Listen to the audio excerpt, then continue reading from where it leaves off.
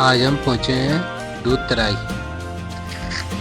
जो पिछोला के जस्ट सट के है, पिछोला के पास में ही।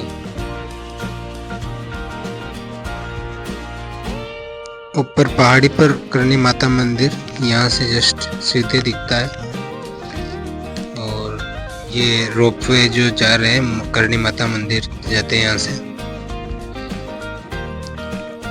शानदार नज़ारा है, यहाँ आप बोटिंग का आनंद भी ले सकते हैं।